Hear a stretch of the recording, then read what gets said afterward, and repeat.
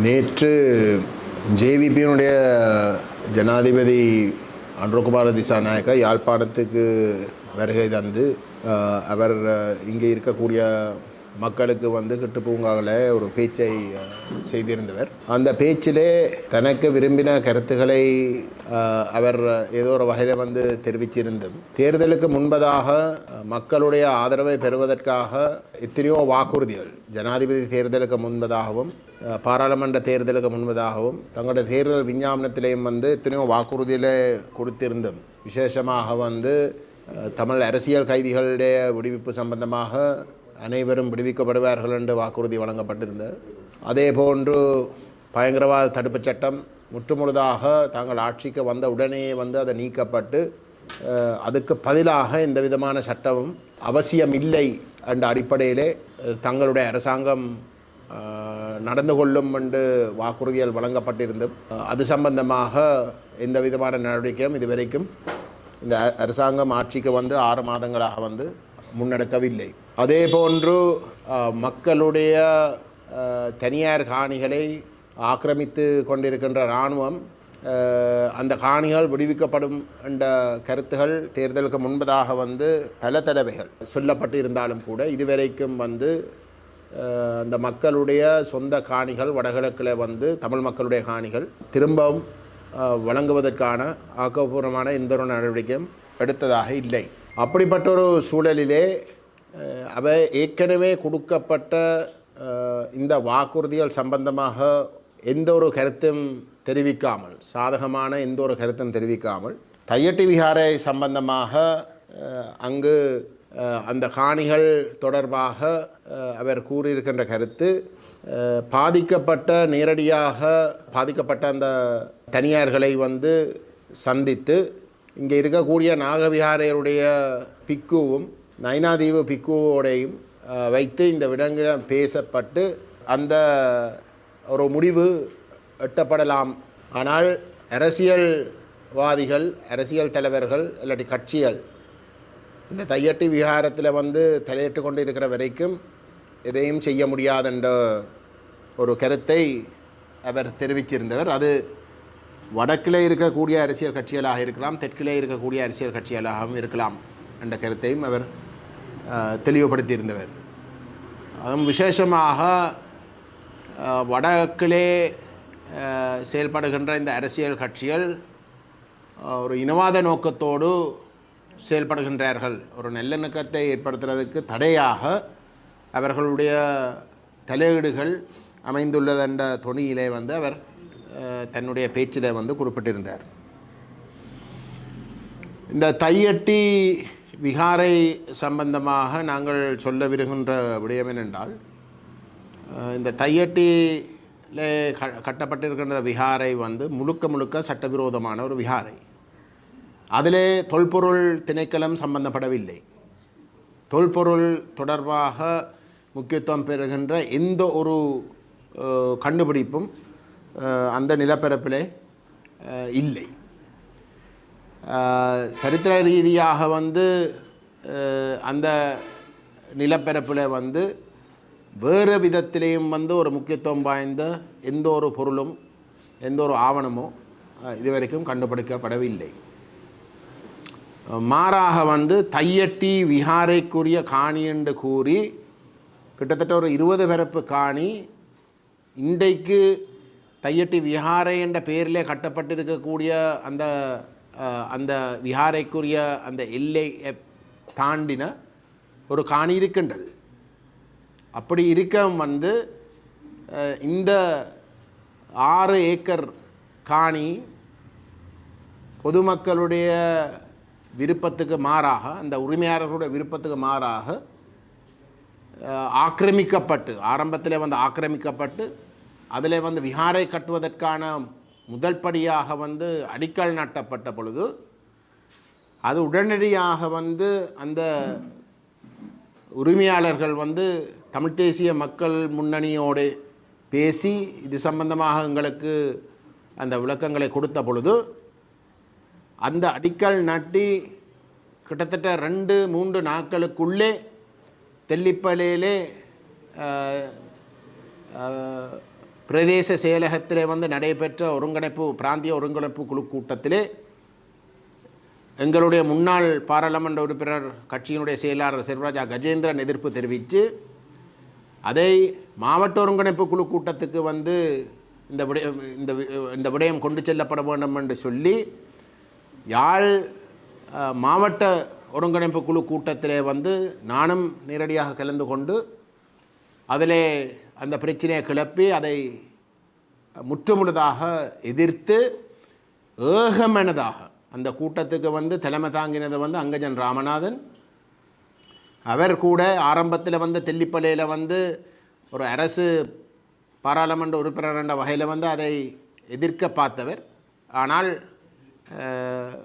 திரு செல்வராஜா கஜேந்திரன் அதில் வந்து மிக உறுதியாக இருந்த காரணத்தினாலேயும் அங்கே இருந்த பிரதேச செயலாளரும் அங்கே இருந்த அந்த உள்ளூராட்சி சபைக்குரிய தையட்டி உள்ளடக்கப்படுகின்ற உள்ளூராட்சி சபைக்குரிய செயலாளரும் அந்த விவகாரம் சம்பந்தமாக தெளிவாக சட்டவிரோதமாக எந்த விதமான அனுமதியும் இல்லாமல் கட்டப்படுகின்றது, அது முழுக்க தனியாருடைய காணியில் கட்டப்படுகின்ற விடயத்தை தெளிவுபடுத்துகிற இடத்திலே தவிர்க்க முடியாமல் வந்து அது மாவட்ட ஒருங்கிணைப்பு குழு கூட்டத்துக்கு கொண்டு செல்லப்பட்டு அங்கேயும் இந்த விவகாரம் விவாதிக்கப்பட்டு அது முற்றுமுழுதாக சட்டவிரோதமாக கட்டப்படுவதாக நிரூபிக்கப்பட்ட ஒரு நிலையிலே ஏகமனதாக அரசு பாராளுமன்ற உறுப்பினர்களாக இருந்த அங்கஜன் ராமநாதன் உட்பட ஏகமனதாக அந்த செயல்பாடுகள் அனைத்தும் உடனடியாக நிப்பாட்டப்பட வேண்டும் என்ற ஒரு தீர்மானம் எடுக்கப்பட்டது.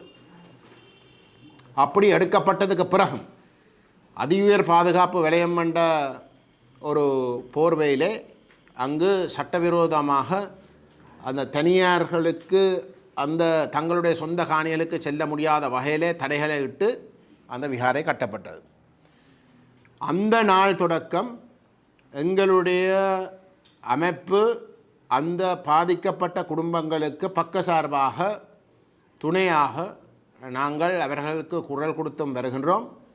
நாங்கள் அவர்களோடு இணைந்து நாங்கள் இந்த போராட்டங்களையும் அவர்களுடைய கோரிக்கைகளை பலப்படுத்துகின்ற நோக்கத்தோடு வந்து நாங்கள் கலந்து கொண்டு வருகிறோம்.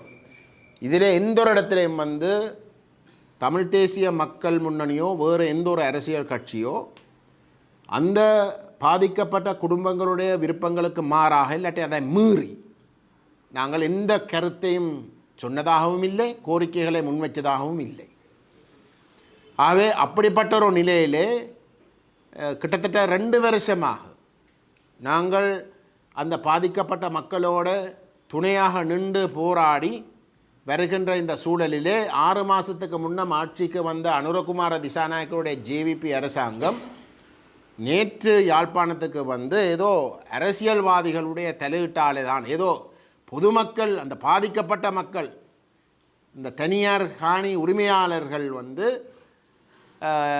வித்தியாசமான நிலைப்பாட்டோடு இருக்கிறோம், இதில் தமிழ் தேசிய மக்கள் முன்னணி மட்டும்தான் இதில் பிரச்சனையாக இருக்கின்றது, இல்லாட்டி ஒரு பிரச்சனைக்குரிய ஒரு நிலைப்பாட்டாக எடுக்கின்றது என்ற கருத்துக்கு துணிப்பட அவருடைய பேச்சு நேற்று அமைந்துள்ளது. உண்மையிலே இந்த அனுரகுமார திசாநாயக்கவுடைய அரசாங்கம் இன்றைக்கு ஆட்சிக்கு வந்த இடத்துல தமிழ் மக்கள் ஓட பேசுகின்ற ஒவ்வொரு சந்தர்ப்பத்திலேயும் அவை சொல்லுகின்ற கருத்து, அது நேற்றையும் வந்து அவர் சொன்னவர், தாங்கள் இனவாதத்துக்கு இடமளிக்க மாட்டோம்.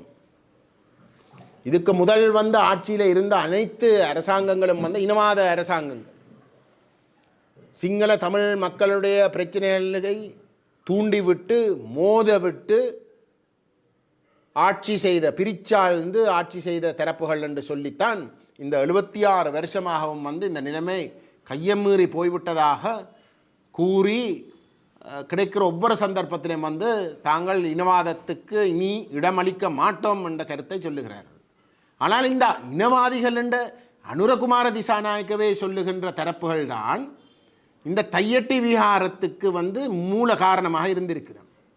அவைதான் இந்த சட்டவிரோதமாக இந்த விஹாரையை கட்டினது, பொதுமக்கள் பாதிப்படைய அடையக்கூடிய வகையில் வந்து செயல்பட்டது. அந்த பொதுமக்கள் வந்து தங்களுடைய உரிமைகளை பெறுவதற்காக தங்களுடைய சொந்த காணிக்கு திரும்ப செல்வதற்காக வந்து போராடுகின்ற பொழுது அந்த போராட்டத்தை வந்து இனவாதம் என்று சொல்லி, பௌத்தத்துக்கு மதவாதம் என்று சொல்லி பொய்யை கூறி சிங்கள மக்கள் மட்டத்தில் வந்து ஒரு மிக தவறான பொய்யான ஒரு பரப்புரையை வந்து செய்து வந்தவன். இன்றைக்கு அதே அனுரகுமார திசாநாயக்க எந்த தரப்புகளை வந்து இனவாதிகள் என்று சொன்னவரோ அதே இனவாதிகள் நடந்து கொண்ட விதத்திலே தான் இன்றைக்கு அனுரகுமார திசாநாயக்கம் நடந்து கொள்கிறார். இந்த அரசாங்கம் ஆட்சிக்கு வந்து இந்த 6 மாதத்திலே வடகிழக்கை பொறுத்தவரையிலே, தமிழர்களை பொறுத்தவரையிலே, முஸ்லிம்களை பொறுத்தவரையிலே இதுக்கு முதல் ஆட்சியில் இருந்த இனவாதிகள் என்று அவரே சொல்லுகின்ற அரசாங்கங்கள் நடந்து கொண்டதுக்கும் கூட வித்தியாசமாக எந்த ஒரு விடயத்திலே கூட வந்து அனுரகுமார திசாநாயக்க நடந்து கொள்ளவில்லை, அவருடைய அரசாங்கமும் நடந்து கொள்ளவில்லை. அனைத்து விடயங்களிலும் இதுக்கு முதல் ஆட்சியில் இருந்த அரசாங்கங்களோடு முழுமையாக ஒத்துப்போகின்ற வகையில் தான் அவரும் வந்து அவருடைய ஆட்சியும் வந்து நடந்து கொள்ளுகின்றது நம்முடைய மக்கள் தெளிவாக விளங்கி கொள்ளுவோம். அது மட்டுமல்ல, இன்றைக்கு வந்து தையட்டி விவகாரத்தில் வந்து அரசியல்வாதிகள் தலையிடினம் என்று சொல்லி எங்கள் மீது வந்து அந்த போலி குற்றச்சாட்டுகளை முன்வைக்கிறத நிப்பாட்டி அவைதானே சொல்லி நம்ம வந்து 6 மாதத்துக்கு முன்னம் வந்து பாராளுமன்ற தேர்தலில் யாழ்ப்பாண மக்கள் விசேஷமாக, வடகிழக்கு என்று தான் பொதுவாக சொல்கிறவே, ஆனால் விசேஷமாக யாழ்ப்பாண மக்கள் வந்து தங்களுக்கு தான் ஆணையை கொடுத்திருக்கின்று, அவைதானே சொல்லி நம்ம தங்களுக்கு தான் ஆணையை கொடுத்திருக்கின்ற தமிழ் மக்கள் அப்படின்ற ஏன் மற்ற அரசியல்வாதிகளை பற்றி கேட்பான்? அவே தங்களுக்கு ஆணையின் பிரகாரம் இந்த மக்களுக்கு வந்து நேர்மையாக நடந்து கொண்டு வந்து ஒரு முடிவை சொல்லலாமே, அறிவிக்கலாமே. அவை அறிவித்தால் வந்து இந்த அரசியல்வாதிகள் என்று சொல்கிற எங்கள் போன்ற தரப்புகளுக்கு வந்து அதில் வந்து எந்த ஒரு இடத்துக்கும் ஒரு இடமும் வராது. நீங்களே வந்து எங்களை வந்து குற்றச்சாட்டி வந்து நீங்கள் செய்ய வேண்டிய எடுக்க வேண்டிய முடிவுகளை வந்து எடுக்காமல் விடுறீர்கள். நீங்கள் எடுக்காமல் விடுறதுக்காக காரணம் நீங்கள் இந்த அரசியல்வாதிகள் குற்றச்சாட்டி நீங்கள் இந்த மக்களுக்கு துணையாக வந்து அவர்களுடைய உரிமைகளை பெறுவதற்காக அவர்களுக்கு குரல் கொடுப்பதற்காக வந்து துணையாக நிற்கிற எங்கள் மீது இந்த குற்றச்சாட்டுகளை நீங்கள் முன்வைக்கிறதுக்கான காரணம் நீங்கள் தான் அந்த இனவாதத்தை முன்னெடுத்து கொண்டிருக்கிறீர்கள். அந்த இனவாதத்தை மூடி மறைச்சு தமிழனுக்கு ஒரு நியாயத்தை கொடுக்காமல் சட்டவிரோதமாக ஒரு இனவாதத்தின் அடிப்படையிலே தாங்கள் விரும்பின காணிகளை வந்து வேறு இனத்தவர்களுடைய காணிகளை தாங்கள் பறித்து கொள்ளலாம் என்று மிகவும் மோசமாக நடந்து கொள்ளுகின்ற இனவாத பிக்குமேரை காப்பாற்றுகின்ற வகையிலே தான் நீங்கள் செயல்படுகின்றீர்கள். அதை மூடி மறைக்கிறதுக்காக நீங்கள் இந்த தமிழ் கட்சிகள் இந்த மக்களுக்கு துணையாக மக்களுக்கு குரலாக செயல்படக்கூடிய எங்கள் போன்றவர்களை நீங்கள் மோசமாக வந்து பொய்யை கூறி தாக்குறீர்கள். இன்றைக்கு தையட்டி விகாரை வந்து இராணுவத்தால் கட்டப்பட்டது. வடகிழக்கில் வந்து சட்டவிரோதமாக கட்டப்படுகின்ற ஒவ்வொரு விகாரையும் இல்லாட்டி ஆக்கிரமிப்பும் இராணுவத்தால் தான் முன்னெடுக்கப்படுகின்றது. பிக்கு ஒருவர் வருவர், ஆனால் அவர் அதை நடைமுறைப்படுத்துகிற முழுக்கம் வந்து இராணுவத்தால். அதுவும் திட்டமிட்ட வகையில் தான் நடக்குது. ஏன் இராணுவத்தை கொண்டு வரணும்?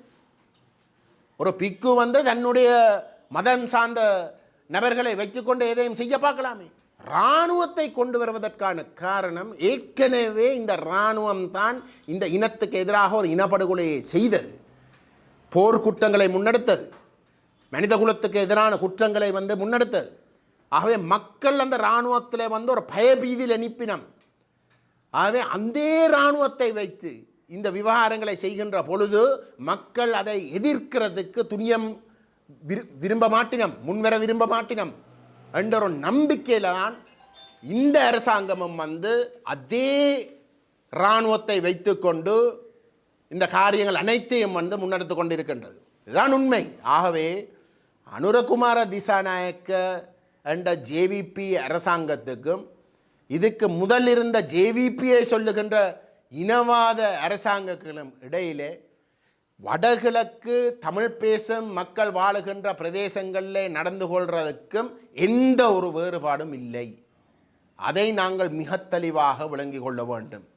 இன்றைக்கு இந்த மக்கள் பாதிக்கப்பட்ட மக்கள் இந்த அரசியல்வாதிகளுடைய துணையோடு நிற்கிறதை ஏதோ ஒரு வகையில் நிப்பாற்றத்துக்கு தேவைப்படுகின்ற ஒரே ஒரு காரணம், அவர்களை விரட்டி, அவர்களை அச்சுறுத்தி, அவர்களுக்கு ஒரு மோசமான பாதிப்பு வரும் என்ற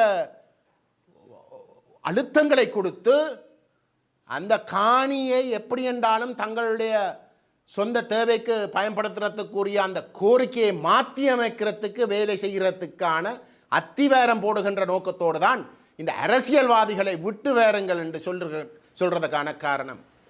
ஆகவே எங்களை பொறுத்தவரையிலே நாங்கள் எங்களோட மக்களுக்காக, பாதிக்கப்பட்ட மக்களுக்காகத்தான் நாங்கள் ஒவ்வொரு கட்டத்திலையும் வந்து செயல்பட்டு வருகின்றோம். எங்கட மக்கள் விரும்பினால் நாங்கள் இந்த போராட்டத்திலிருந்து ஒதுங்குறோம் தயார், அதில் எந்த விதமான பிரச்சனையும் கிடையாது. ஆனால் நாங்கள் பொறுப்போடு கூறுகின்றோம், எங்களுடைய மக்களுடைய கோரிக்கைகளை மாற்றி அமைக்கிறதுக்கு அவர்களை அச்சுறுத்தி, அவர்களுக்கு இப்படிப்பட்ட போலியான கருத்துக்களை சுட்டி காட்டி அந்த மக்களை பிழையாக வழி நடத்துறதுக்கு இந்த ஜேவிபி முயன்றால் அவர்கள் ஏமாற்றப்படுவினமே தவிர மக்களோ தமிழ் அரசியல் தலைமைத்துவமோ ஒரு நாளும் ஏமாற்றப்படாது. இனி ஏனென்றால் இதுவரைக்கும் வந்து நாங்கள் பார்த்து கொண்டிருந்த வந்து 6 மாதம் 3 மாதம் 6 மாதம் என்று கொடுத்து பார்ப்போம்.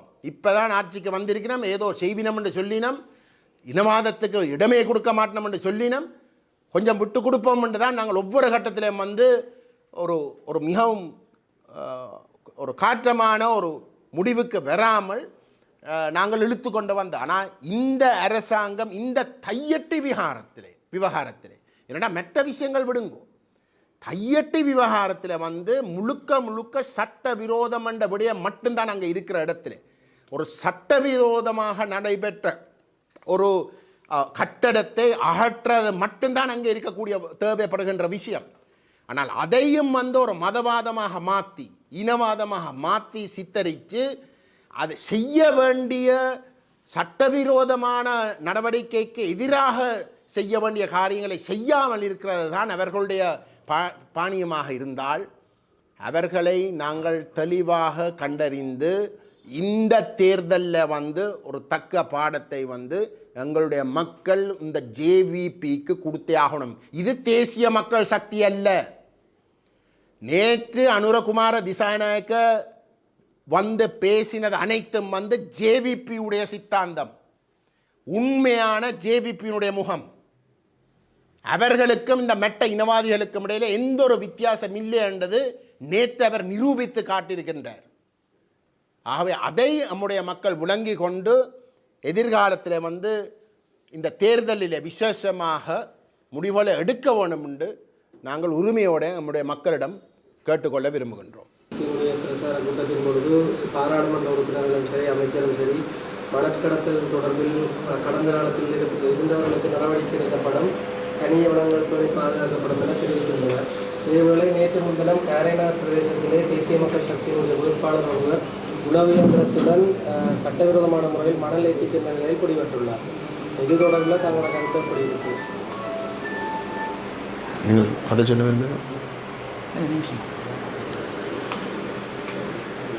நான் நினைக்கிறேன் கோட்டாபய ராஜபக்ச வந்து தன்னுடைய உண்மையான முகத்தை மக்கள் விளங்கிக் கொள்வதற்கு 2 வருஷம் எடுத்தது. இந்த தேசிய மக்கள் சக்தி என்ற பெயரில் இயங்குகிற ஜேவிபி உடைய உண்மையான முகத்தை கண்டறியறதுக்கு வந்து 6 மாதம் கூட செல்லவில்லை. முழுக்க வந்து ஜேவிபி கதைக்கிறது உண்டு, செய்கிறது இன்னொன்று. அவர்களுடைய அடிப்படை கொள்கைகளை எடுத்து பார்த்தாலும் அவை தேர்தல் காலத்தில் வந்து தாங்கள் ஒரு மார்க்சிச கொள்கையை கொண்டவர்களாக தங்களை காட்டிக்கொண்டார்கள். பாதிக்கப்பட்ட பொதுமக்களுக்கு வந்து முற்போக்குவாத கொள்கைகளை முன்வைத்து ஆட்சி செய்து அந்த மிகவும் கஷ்டப்படுகின்ற தொழிலாளர்களும் ஏனைய பாமர மக்களுக்கும் துணையாக இருப்பார்கள் என்று சொன்னார்கள். ஆனால் ஆட்சிக்கு வந்து 6 மாதத்தில் வந்து அதுக்கு நேர்மாறாக வந்து IMF உடைய திட்டங்களை ரணில் விக்ரமசிங்க நடைமுறைப்படுத்துறதுக்கும் விட மிகவும் உக்கிரமாக வந்து நடைமுறைப்படுத்துறதுக்கு செயல்படுகின்றார்கள். ஆகவே அது தத்துவ ரீதியாக இந்த JVP-உடைய செயல்பாடுகளை பார்க்கின்ற பொழுது வலுசுவமாக வந்து விளங்கிக் கொள்ளக்கூடிய விடயங்கள்.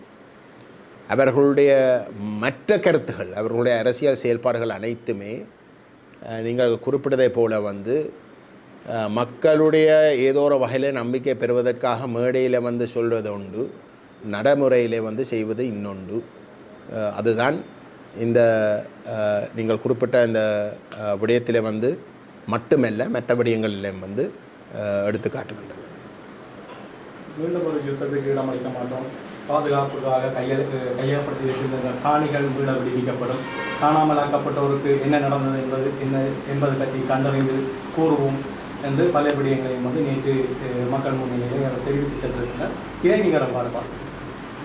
6 மாதம் வந்து இதுவரைக்கும் இந்த காணாமல் ஆக்கப்பட்டோரோட விவகாரத்தில் வந்து ஒரு அங்குலம் கூட முன்னுக்கு போகவில்லை. ஜெனீவாவில் வந்து வரப்போகிற செப்டம்பர் மாதம் ஒரு புது தீர்மானம் ஒன்று வர இருக்கின்றது.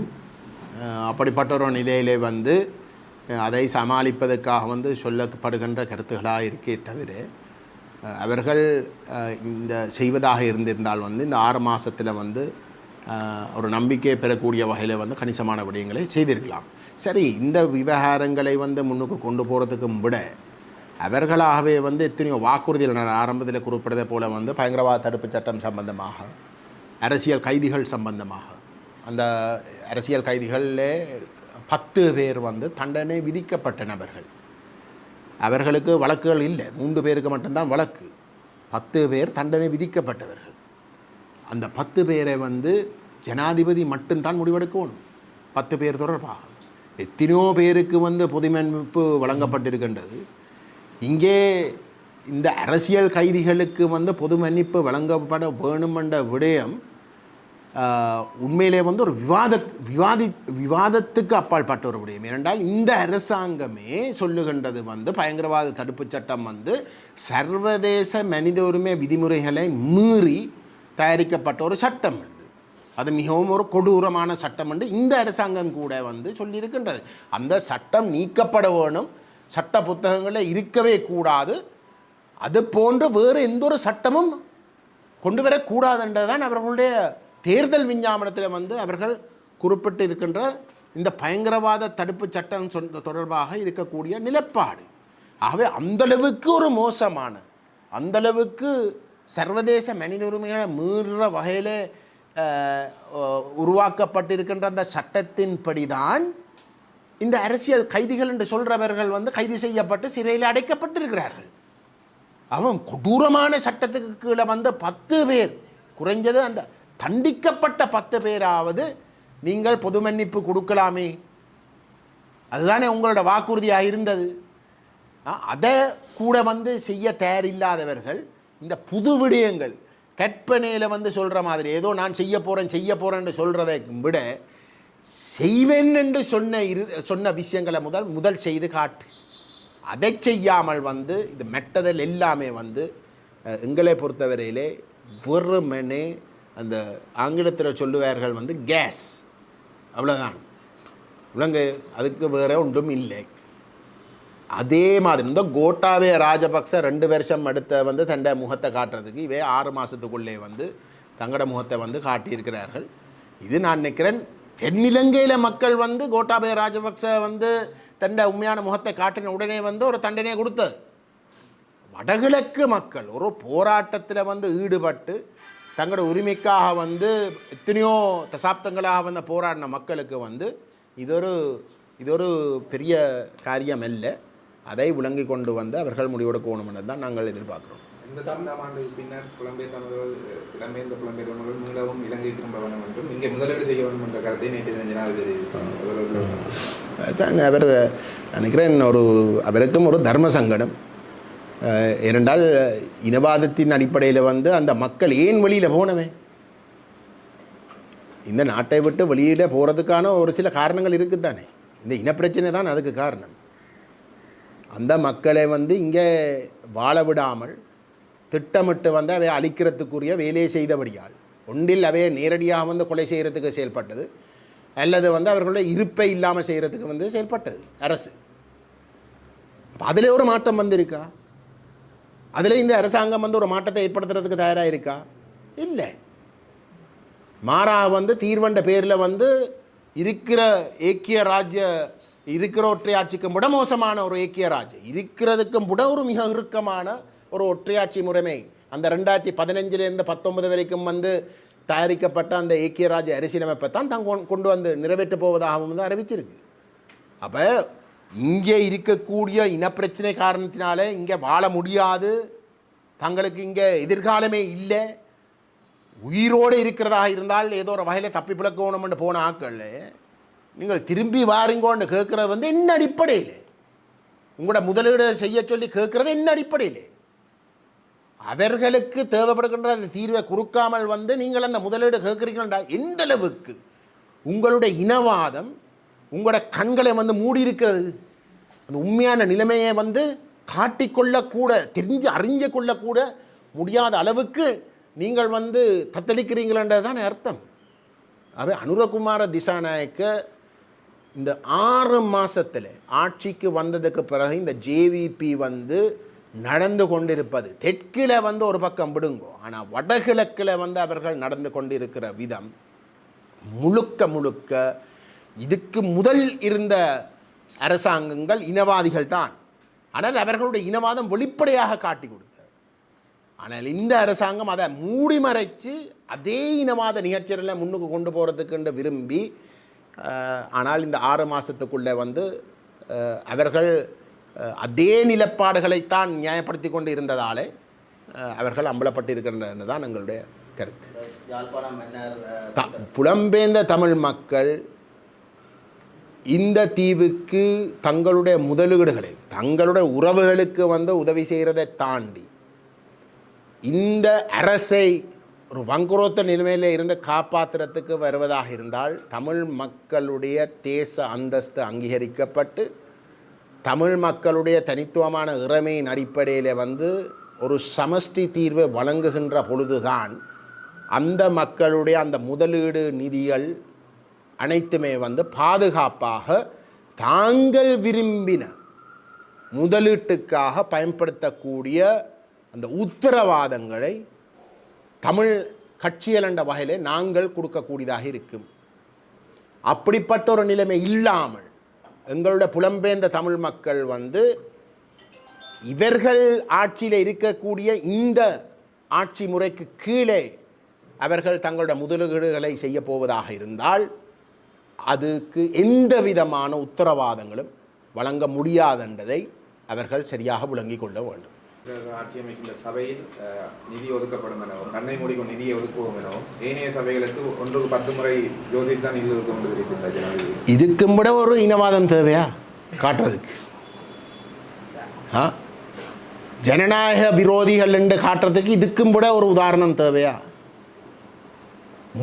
முழுக்க அரசியல் என்றதை அவர்கள் ஒரு அரசியல் கோணத்தில் மட்டும்தான் அனைத்தையும் அணுகிறார்கள் என்றதை நிரூபிக்கிறதுக்கு இவருடைய இந்த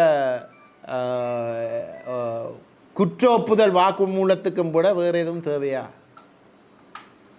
யாழ்ப்பாணத்தில் பாரம்பரியமாக இருந்து சமஷ்டி கட்சி அகில தமிழ் காங்கிரஸை வந்து மக்களை முறை கைவிட்டு தங்களை நாடி இருக்கிற வேண்டும், இனி வந்து அவர்களோட காலம் கடந்து விட்ட வேண்டும் சொல்லி ஜனாதிபதி சொல்லியிருக்கார். இதை நீங்கள் எப்படி பாருங்கள்? யாழ்ப்பாணத்தில் வந்து பாரம்பரியமாக இருந்த சமஷ்டி கட்சி அகில தமிழ் காங்கிரஸ் போன்ற கட்சிகளை வந்து மக்களை முறை கைவிட்டு தேசிய மக்கள் சக்திட்டு திரும்பி இருக்கணும், அவைன்ற காலங்கள் வந்து முடிஞ்சிருந்த ஒரு தனிப்பட்ட ஒரு கருத்தை சொல்லியிருக்கார். இந்த தையட்டி விகாரத்தை வந்து அவங்க தீர்த்து வைக்கலாமே. தூக்கி எறியப்பட்ட ஆக்கள் தான் சும்மா ஏதோ ஒரு உதிரியெல்லாம் வந்து கத்தி கொண்டு இருக்கிறோம்டா. நீங்கள் தானே பெரிய ஆக்கள், உங்களுக்கு தானே மக்கள் ஆணை கொடுத்துருக்கீங்கன்னு நீங்களே சொல்ல வந்து ஏன் நீங்கள் மெட்ட அரசியல் கட்சியில் பற்றி கதைக்கிறீர்கள்? உங்களுக்கு தானே ஆணை கிடைச்சிருக்கு 6 மாதத்துக்கு முன்ன. தையட்டியை வச்சு காட்டுங்க, அதுக்கு பிறகு பார்ப்போம் இந்த மக்கள் யாருடைய பக்கம் இருக்கிறோம்.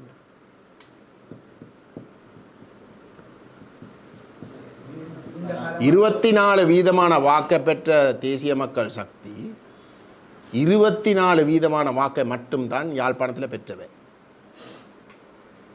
76% வாக்கு அவர்களுக்கு எதிராக விழுந்தது. அதை வச்சு கொண்டு வந்து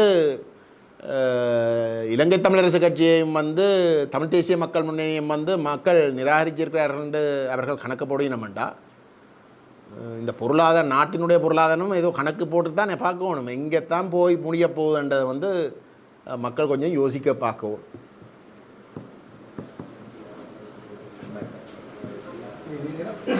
இந்த மகளந்த படுகொலை விவகாரத்துக்கு இந்த அரசு கொடுக்கின்ற முன்னுரிமை வடக்கு கிழக்கிலே நடத்தப்பட்ட கொலைகள் இல்லை காணாமல் ஆக்கப்பட்ட புதைமொழிகள் விவகாரங்களுக்கு முன்னுரிமை கொடுக்கப்படுகிறது.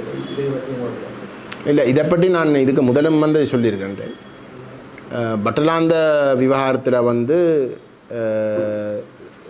சபாநாயகர் தேசிய மக்கள் சக்தியை பாராளுமன்ற குழுவுடைய சபாநாயகர் வந்து சொல்லியிருக்கிறார், தேவைப்பட்டால் வந்து சர்வதேச பங்களிப்பும் வந்து இந்த பத்தலாந்த சித்திரவதை முகாம் தொடர்பான விசாரணைக்கு வந்து தாங்கள்